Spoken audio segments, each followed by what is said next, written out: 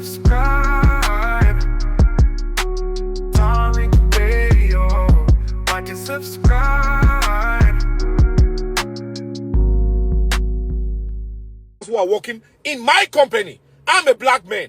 I own a company. I hire a Latino. The Latino comes back and complain about the African Americans because the Latino thinks because I'm African, I don't have any relationship with the African American.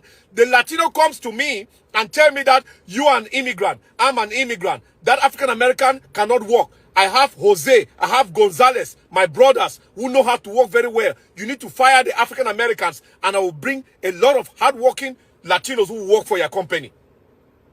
This is my company as a black man. My company. I was a contractor at Quantico Marine Base in Virginia. A contractor for General Electrics. And the Latino workers that are hired, they are snitching on the African American workers that are hired for me to fire the African Americans so they can bring Latinos to take their place. All right. Let's get Jimmy James. Jimmy James, hop on, Jimmy James. Mr. Jimmy James, hop on in. I see. What's going on, brother Tariq? What's up, James? How are you, sir? I'm doing great, brother. Up here at work trying to fall asleep, bro. Oh, man. To the Chinese gentleman that asked you the question, I was just gonna say, when everything's been thrown at you, it's not hard to deal with somebody flicking a piece of dust at you. Oh, yeah. When brother Dr. Kaba said at the end of your film, Hidden Colors 3, he said, if you take everything you can and give it to a people that you're not trying to hold back, I'm paraphrasing, and they do great, they will be great. But if you take a people and you do everything you can to deprive them and they still become great, the first ones are great, but the second ones are greater. You see what I'm saying? So we've had so much stuff thrown at us. And I tell people all the time, you can call me the N-word all you want. I'm going to think you lying. Because if I go in a bank and call myself a billionaire, they're going to send my black ass home and tell me I'm broke. Mm-hmm. So, if they lying about being a billionaire, then you lying about me being an N-word. And secondly, I want to say this. When people talk to you, especially from the dominant society side, I've noticed that everything that if they like what you say, they'll say you're intelligent and high IQ. If they don't like what you say, they'll say you're low IQ. And they always tell you you blacks didn't invent nothing, y'all didn't create anything.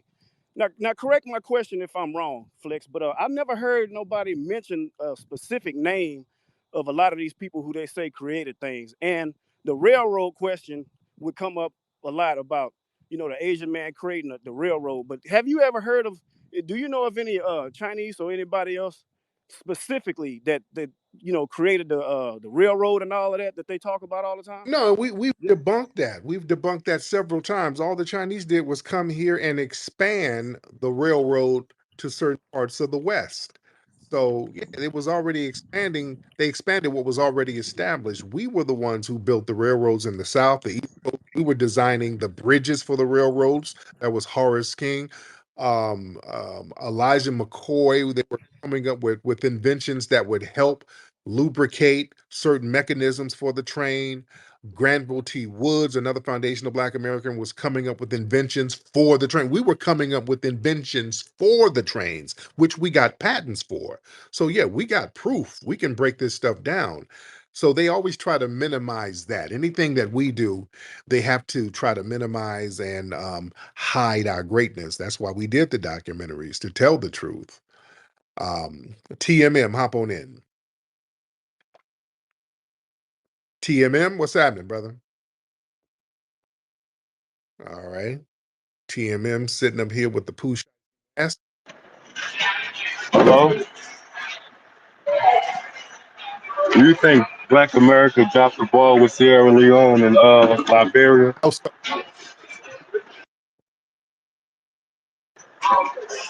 I'm asking. oh, how? They're Black American states. American states? No, they're not. Black Americans invented the states. No. America. Yeah, they did. Brother.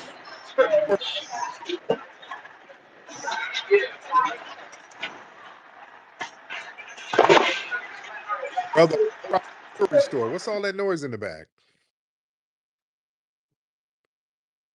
Brother, you got a lot of noise in the back, and I'm trying to understand your question, but there's a lot of stuff going on. That Black Americans dropped the ball with Sierra Leone and Liberia. Both states have been about Black Americans, but we dropped the ball with those two Do you states. think we did? Are they Black American states? The Black Americans in Mr. States? What Black Americans live over there? It was founded by Black Americans, both Then why states. do come over here? They got to go through immigration.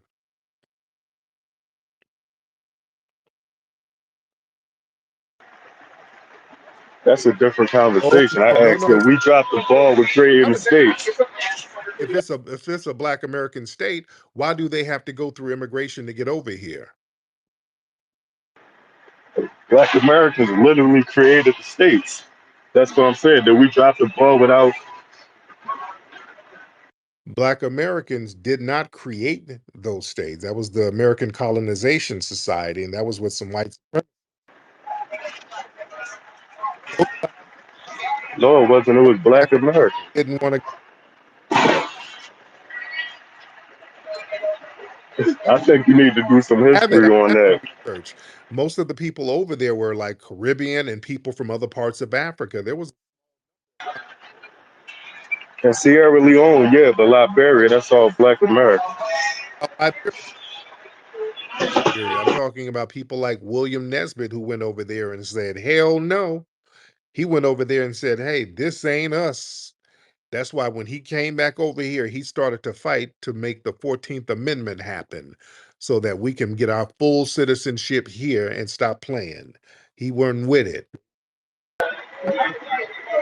I'm just asking a question. It seemed like if we created those states, we should have trade embargoes to go back and forth, but we don't. We're not even connected to something that our ancestors created. Well, the thing is, if you think we created it, how come you're not over there? Hmm? How come you're not over? Because I was born in America, I'm American. Why would I be over there?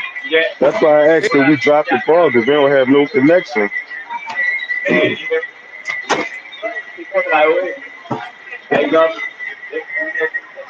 You said they were American. You're not over there. You over here working the graveyard shift at Chipotle, right?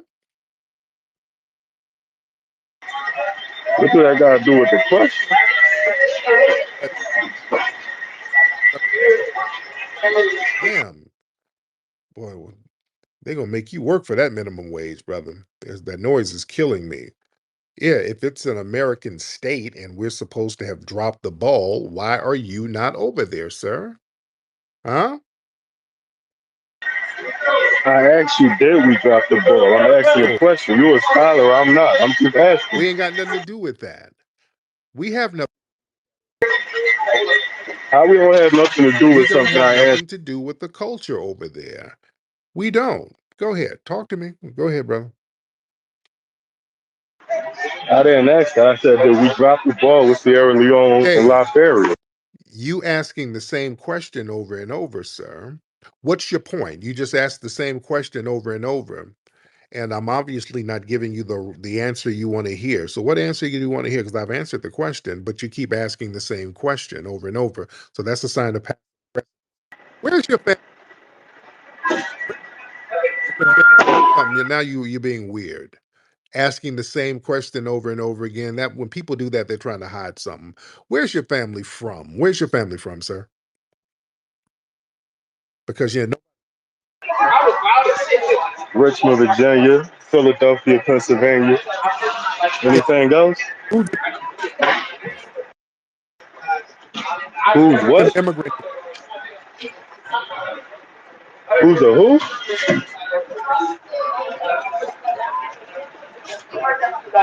Who's an, No immigrants in my family, guys. Gotta stop this.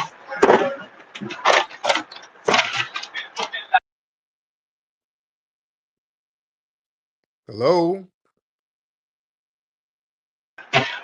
No immigrants in my family.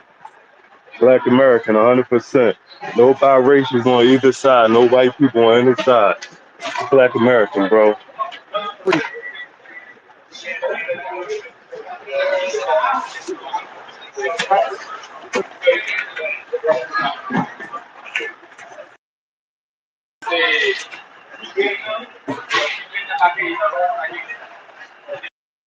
Hello, brother. Did your family?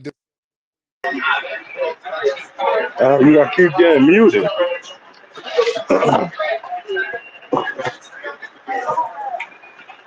Ask, I'm I'm Black American. There's no whatever you talk about in did my you family. Richmond, Virginia. did Did I what? your family descend from slave freedmen? Bro, I'm Black American.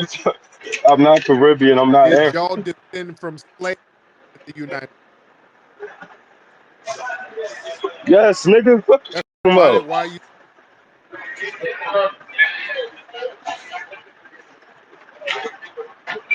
Why you asking me irrelevant questions? I'm talking about Sierra Leone and Liberia. You talking about that my family descent? Of course they did. got no places. I'm from Philadelphia, the first country in the first city in the Then Union. why irrelevant? That I just asked a question about Sierra Leone and Liberia. I never hear you get on those topics. that's That's all.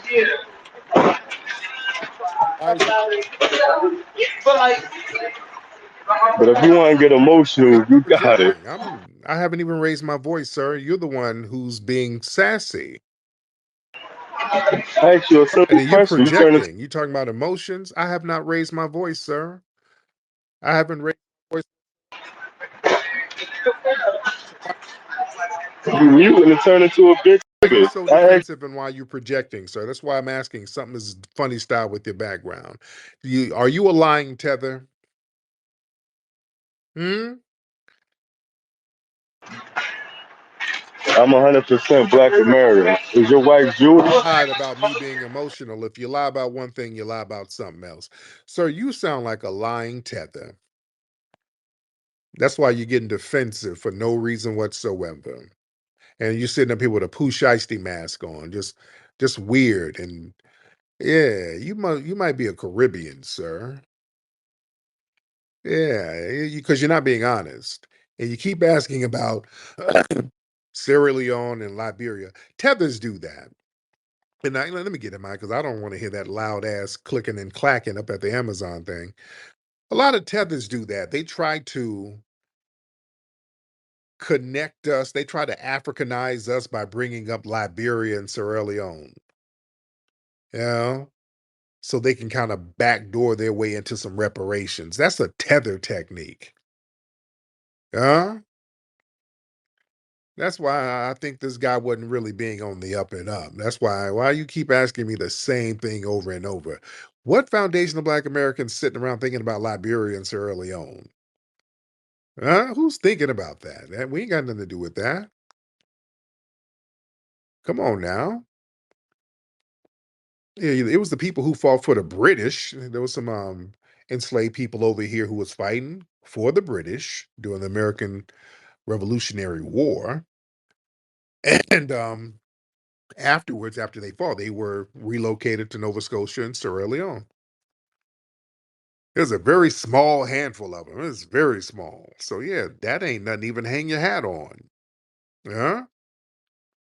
So I'm like, why are you bringing that up? That's a nothing burger. So based on circumstances, they left and they went over there and they had a damn ethnogenesis. You understand? So that's why people who come over from there, they have to now immigrate here. You see? That's how that works. But see, we got to watch something, family.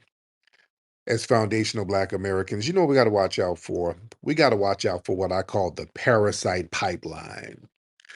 People are so used to parasiting off of us, they got to leech on to us and just feed off our energy, our blood, our spirit. There's a parasite pipeline. I played a video on my timeline of this African dude. He said he owned a business and he had some Latino immigrants there and some other immigrants there. And the Latino immigrants would click up with the African immigrants. They were like, hey, we're both immigrants, so we have a camaraderie. Let's work together to get these Black Americans out of here. So this is an African dude kind of putting the Latinos on Front Street, which some of the Africans do the same shit, by the way. But in this particular video, he was putting the Latinos on Front Street, saying that they will snitch on Black Americans and undermine Black Americans on these jobs, get Black Americans in particular, not Africans or Caribbeans, but Black Americans. They would get Black Americans fired so that they can then bring in their family and friends who are Latino. And we hear this all the time. We hear that we've been hearing this for years.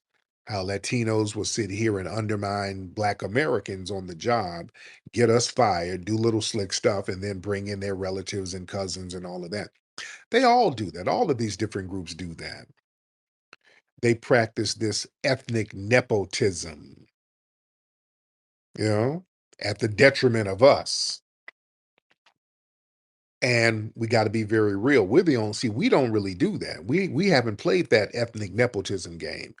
But we're starting to say, hey, we're going to start prioritizing our lineage. That's why everybody's nervous now, because we're going to play that same game by prioritizing our lineage. And the thing is, that's making everybody tremble in their boots, because in order for them to thrive, in order for a parasite to thrive, you got to have a host. We've been the designated host for all these damn parasites. Now that the host has waken up, because see, parasites feed off you when you're asleep for the most part, because you can't itch and scratch it away. So when a parasite, they latch on to a host when that host is asleep. That's how you can really get them, because they're unconscious. They can't really feel it.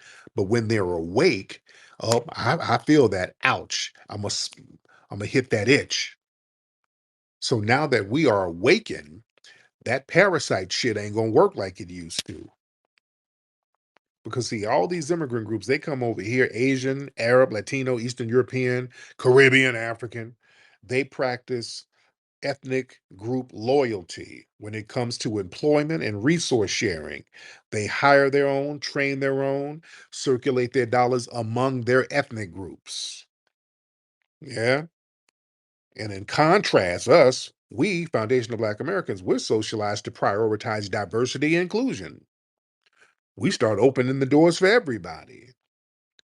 And these people get in the door and start excluding the shit out of us. That's why when you go to a place, you go to a hospital, man, they got the Filipino nurse pipeline. You go to a hospital, nothing but Filipino nurses there. That's not an accident. That's not a coincidence. You go to certain places, it's nothing but Jamaicans there. You go to another place, there's nothing but Latinos there.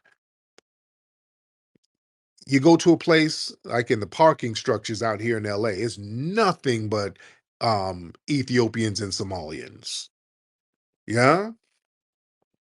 You go to these jobs and you'll see one ethnic group in all the positions at these jobs.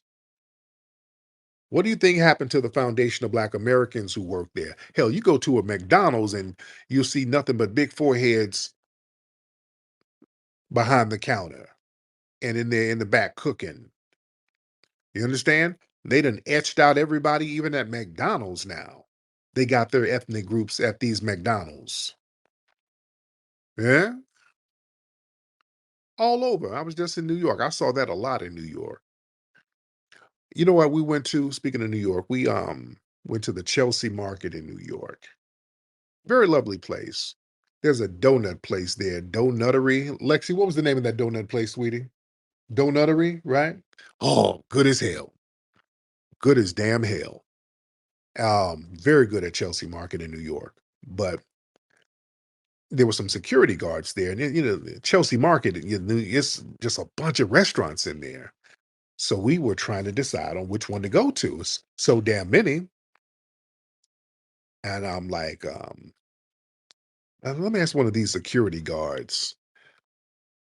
And I said, excuse me, brother, there's a lot of restaurants here. which one would you recommend? And he was like, well, downstairs they have some delicious injera bread. Oh, shit, not this one. Okay, okay, thank you. Okay, I'm asking the wrong cat. Yeah. Yeah, okay. Okay, nope. Nope, nope, nope, nope, nope. Wrong cat. You see, you see. So it's that kind of vibe. I started noticing, oh, okay, a lot of these security guards, they're all East African. And I started to know, I was like, okay, because this dude he kind of tried to Americanize himself and he had dreads, but the dreads was covering up the forehead. So I couldn't tell. I was like, oh, then I started looking at all the guards. All these guards were like East African. I was like, oh, shit. Okay. Okay. All right. All right. All right.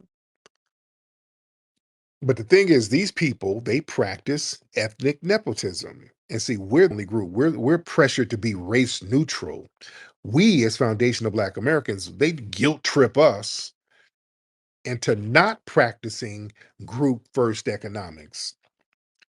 So anytime we try to hire our own folks, they try to say it's reverse racism, it's discriminatory. While you go to an all Asian nail salon, all Arab owned gas stations, Hispanic led construction crews. With no scrutiny, there's no pushback. The pushback is always on us. The parasite pipeline is just, they let that go on with all these other groups. The minute we say we're going to help other foundational Black Americans, it becomes a problem because they understand elevating these groups are not going to be a threat to white supremacy. We're the only real threat to white supremacy. See, they allow these groups to systematically replace foundational Black Americans in these key industries, like construction, hospitality, logistics, tech support. These people will edge us the hell up out of there. And they'll start using language barriers, coded hiring practices, little informal networks, and all of that shit. And we're not protected by this stuff. Yeah. And the irony is, these immigrant owned businesses were built with foundational fought civil rights. The civil rights that we got bloodied and bruised for, they're stepping in with these rights and then discriminating against the very people who helped their asses. And then you wonder why we're sitting the hell down while they're out here dealing with these white supremacists right now. We're supposed to be. We're supposed to be. Yeah. See, the government, they protect these other groups and their ethnic economies, but never ours. The Chinatowns are protected, little Saigons are protected, Koreatown is protected. All the Hispanic business corridors, they get all types of state grants and city protections, commercial zone preferences. I can speak for LA. But they give us so much red tape out here at our little hidden history museum, and we've been puttering along by the spirit of the ancestors has kept us afloat with all of the red tape and sabotage they've been throwing at us. We don't get no help from the state or the city. You understand? So the thing is, they understand that we as foundational Black Americans, we've been that buffer class for these other groups to rise. See, we've had to absorb the blows of white supremacy and pave the way for these other groups to integrate peacefully while they don't get no scratches on them. And then they start leapfrogging over us economically to a certain degree, and then join the dominant society in marginalizing us. And now, when the dominant society turns on their ass, they come looking right to us like, hey, how come you niggas don't help us? Because, yeah, the hammer is getting dropped now. Have y'all seen Trump? The Trump administration, they done put some more travel bans on a whole bunch of African countries now. Oh, they done put a bunch of travel bans on African nations now. So all of that, we whack hard and ain't no white supremacy. Y'all niggas just need to whack. You don't hear that no more. They looking at us like, hey, big head. Hello, big head nigga. You remember me, your African brother? No, no, no, no, no. Oh, don't come weaseling back now. Don't. Now that the block is hot. Because see, we done delineated, and that disrupts that whole parasite pipeline. See, these other groups, they can't hide under the umbrella of people of color, minority, and then access all the resources set aside for foundational Black Americans. See, yeah, we didn't cut that little old hustle off where they can claim Black to get contracts and grants while y'all pushing us out. Yeah. See, that resource extrapolation, that's built into immigrant society. See, they get coached on how to plug into our community and siphon off opportunities. Small business loans in Black areas, hair, food, corner store businesses. So yeah, they get the game laced on them before they get here. See, now that foundational Black Americans, we're gatekeeping. See, these other groups, they feel exposed. See, these groups who used to camouflage within the Black struggle, they're panicking now because we're like, okay, what have you done for us? And the answer is silence and disrespect. So, without access to our labor, our culture, our struggle, many of these people, they lose their moral and economic shortcuts. Yeah, that's why these marches are failing, because we ain't out there. They have no moral standing. I keep saying that. These marches that they're having, these protests, they are not going, it ain't doing nothing. It ain't making no impact. It's just more of a nuisance than anything. It's not making no impact. Excuse me. And see, the thing is, the global economy, they've always needed a subservient class. And we're not doing that no more. See, foundational Black Americans, they've designated us as being the little underclass to be exploited through labor theft, identity theft, media narratives. Now that we're saying, hey, you know what? We've defined who we are. We're drawing boundaries. We ain't playing that role no more. Immigrants, corporations, government entities, they're scrambling to find out what the hell to do. Who's going to carry that burden? Yeah. So that's why that backlash to us delineating is growing. That's why they're so damn mad. Boy, you look on TikTok, folks are so damn mad and acting confused. Oh, what the FBA? Can I be FBA too? No, no, you cannot. No, no, no, no, no, no. It's making folks lose their minds. But like I said, the problem is these folks, the white supremacists, they're one-trick ponies. The name of the game was to get a whole bunch of tethers and flood us with these non-FBA tethers to act as our spokespersons so they can undermine us from the top without us even realizing it. And now that we caught onto the game, they ain't got no other play, ladies and gentlemen. That's why they're so frustrated. They ain't got no other play. We done got Obama the hell up out of here. We got Kamala ass up out of here. Some of these other tethers, the West Moors and all of these folks, that we gonna get them up out of here too. These people prioritize immigration, and when it comes to us, they start talking about, well, they can't do nothing for reparations. And these people come from these tether backgrounds. We ain't playing that game with them. They know what they're doing, family. This is a very strategic chess move that they ran on us. It took us a minute to catch it. Our brother Claude Anderson had been trying to tell us for years, much respect to him. But these people understand ethnic camaraderie. That's why they tried their best to make sure there are no foundational Black American people in those leadership positions or those political positions where they can call shots. Family, because I want y'all to put your thinking caps on and remember, back in the day, when we had all of the Black mayors and stuff like that, let's be real. A lot of these Black mayors who were foundational Black Americans, a lot of them were actually helping the community. I want y'all to think about it. A lot of these foundational Black American mayors and people getting in political office, they were actually doing things to empower the Black community. Let's go to Marion Barry. Marion Barry, former mayor of Washington, D.C. Marion Barry did a lot for the community in D.C. Because Marion Barry he was in the civil rights movement. He was part of SNCC back in the 60s. So he's always been um, about civil rights. He was in that movement in the 60s. So Marion Barry had always been a rider.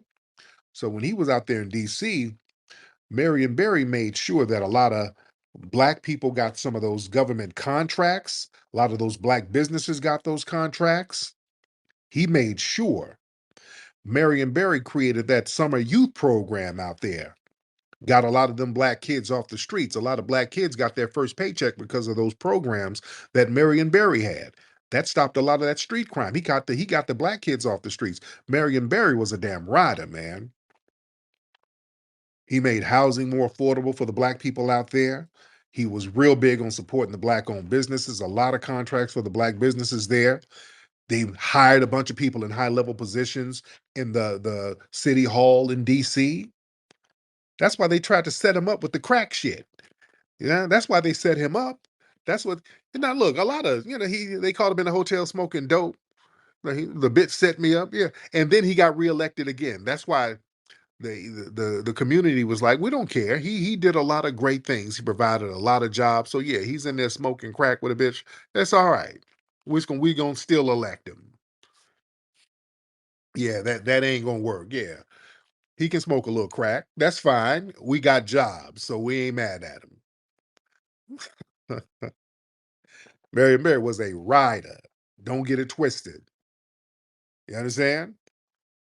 That's why they had to try to sabotage him. He's doing too much for the black community. And the other mayors, Maynard Jackson out of Atlanta. Why you think Atlanta got popping? Atlanta became that black mecca partially because of Maynard Jackson. When he was mayor of Atlanta, he made sure that a lot of those city contracts went to black-owned businesses. When they were building that airport down there, he made sure that black contractors and black folks got them jobs to help build that airport. He was real instrumental on that. He helped create that political economic base for the black Mecca narrative of Atlanta. And hell, other people, Harold Washington to a certain degree, he kind of looked out to a certain degree. There was some controversy with Harold Washington in Chicago, but he did a lot to look out for the black community out there. Coleman Young in Detroit, he did a lot, even though he had limited resources. And Coleman Young was kind of a gangster, but he did a lot to look out for the black people in Detroit. Down in Birmingham, when I grew up down in Birmingham, Alabama, you had Richard Arrington. How many of y'all remember Richard Arrington? He did a lot for the black community out there in Birmingham. He was the black mayor. He did a lot. That's why in the 70s, 80s, a lot of black communities were relatively doing great with some of these mayors and some of these folks in political office, making sure that we were getting the jobs and the contracts and the resources we were supposed to get. That's why the term Buppy in the early 80s, that black urban professional, you had the white urban professionals called yuppies, you had the Buppies, you had black urban professionals, black people were being upwardly mobile, getting these job positions and contracts and things. And that was a lot of the foundational black American political class making that happen. Then the white supremacists said, okay, these Negroes are doing too well. Let's get some immigrants in here to start undermining their asses. And that's exactly what happened. So we start looking at the Congressional Black Caucus. It's full of damn tethers right now. We start looking at all of these mayors and governors and all that. Now it's tether central. It's tether damn central, and that's not by accident. And we're calling that shit out right now. And the only excuse they have is, well, the FBA is divisive because you don't let us exploit you. You damn right we're not letting you exploit us. The exploitation game is done. That game is over. We ain't playing that no more. Yeah, so we're shutting down the parasite pipeline. Yeah, the parasite pipeline is up out of here. You've heard the buzz. You've seen the media stories.